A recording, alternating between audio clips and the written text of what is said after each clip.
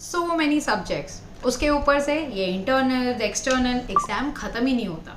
How to study, कैसे manage करना है। तो guys if you are frustrated and stuck like this कि भाई मिनिमम 6 to 7 सब्जेक्ट्स का एग्जाम तो देना ही पड़ेगा, अब हर सब्जेक्ट की पढ़ाई कैसे करनी है and how to score well, if I am there you don't have to worry at all because I'm going to give you amazing tips कि आपके जो इतने सारे सब्जेक्ट्स हैं इंटरनल एक्सटर्नल सबकी पढ़ाई आप कैसे कर सकते हो and you can score really well.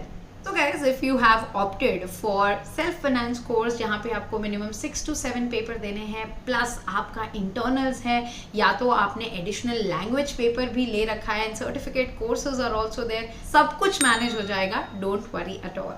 Hi guys, this is Pooja Gupta. Welcome to Media Mentor. If you're here on my channel for the first time, I make a lot of amazing videos for students, so make sure that you subscribe to my channel. Tip number 1, जो मुझे खुद काफ़ी देर से पता चला, is never decide to study one subject whole day. हमेशा आप जो अपने सब्जेक्ट है उसे बैचेस में डिवाइड करो. अगर आपके 6 सब्जेक्ट्स हैं डिवाइडेड इनटू 2, और अगर आपके 9 सब्जेक्ट्स हैं एक सेमेस्टर में, so you can divided into the batch of 3. So in the whole week you have 7 days. उसमें से अगर आप बैचेस में डिवाइड करते हो मिनिमम 6 होते हैं, मैक्सिमम 9 सब्जेक्ट्स आपके पास है, you can divided in batch of 3. सो उससे क्या होगा कि 1 to 3 days and then again आपके जो सब्जेक्ट हैं वो रिपीट होंगे 4th day, 5th day और 6th day पे, with you get revision time and a break time on Sunday. So इस तरीके से आप अपने सब्जेक्ट्स को बैचेस में डिवाइड करके पढ़ाई करो. You can divide it into 3 days, तो आपका सब्जेक्ट कवर हो जाएगा. This way you can keep on repeating. अगर आपके पास महीने भर का टाइम है, 2 महीने का है या 15 दिन का ही क्यों ना हो, अगर आपके एग्जाम्स बहुत ज़्यादा नज़दीक है तो ऑब्वियसली आपको ज़्यादा पढ़ाई करनी पड़ेगी, और अगर आपके पास 2 महीने का टाइम है then you can do topic wise, मतलब आप काफ़ी ज़्यादा डिटेल में टॉपिक कर सकते हो. सो कम टाइम है तो उस तरीके से डिवाइड करें, और अगर ज़्यादा टाइम है तो उस तरीके से. और एक चीज़ guys, when you are making this batches, which mistake I also did, that I only focused on the subject which was hard and completely neglected जो easy होता था, मैंने उन्हें granted ले लिया. बट अगर हम हार्ड और इजी सब्जेक्ट का कॉम्बिनेशन बना के बैचेस बनाएं देन ट्रस्ट मी गाइज आपकी पढ़ाई काफ़ी ज़्यादा अच्छी होती है, बिकॉज इजी सब्जेक्ट्स को जब हम ग्रांटेड लेते हैं तो हमारे स्कोर वहाँ पे भी कम हो जाते हैं. So we have to give weightage to the easy subject as well. So if we make a combination of hard and easy batches का, मतलब इस दिन अगर मैंने एक पर्टिकुलर सब्जेक्ट पढ़ा है जो कि मेरे लिए डिफिकल्ट है बट दूसरा सब्जेक्ट है जो कि मुझे ईजी लगता है, so I make a combo like that. I'll explain you with the example कि ये कैसे करना है, so make sure that you stay tuned, okay?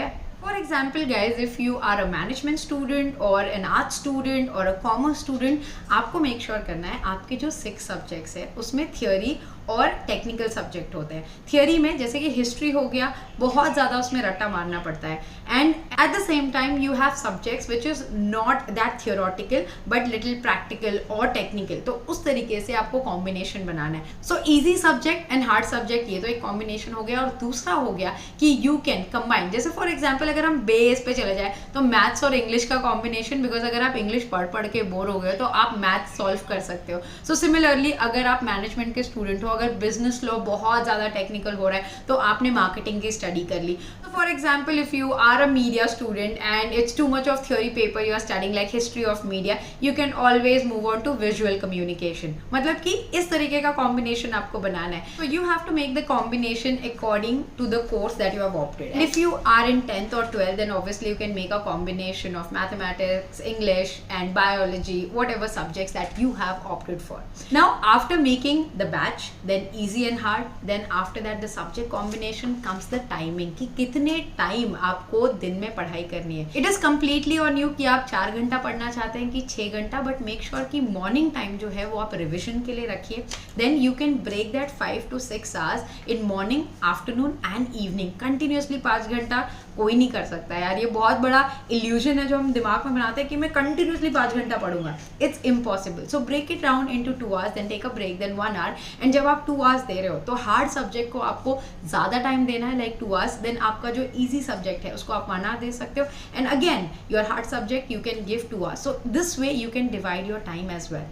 I have recently posted a video that why you're forgetting during exam or why you are getting bad grades. आप ये जाके देख सकते हो. It will surely help you with this video because this is the exam time and everyone needs to study and need a plan how to begin with. In the end guys, most important tip is please read the question and try to answer that, because just reading the notes will not help you, because उससे क्या होगा, आपने notes read किए हैं, आपको लग रहा है कि मुझे ये particular topic आता है, but अगर question थोड़ा सा भी twist हो गया तो आपको suddenly ये feel होगा when you are writing exam कि भाई मैंने तो ये पढ़ा ही नहीं है. So every topic से at least 2 से 3 question या तो आप खुद बनाओ या तो टेक्स्ट बुक के पीछे जो होता है उसे रेफर करो, लास्ट ईयर के क्वेश्चन पेपर को रेफर करो एंड क्वेश्चन आंसर फॉर्मेट में पढ़ो, at the same time pointers format में, so that what happens is during exam you can always refer to the pointers, like write down the question, write down the answers in pointer format, so that during exam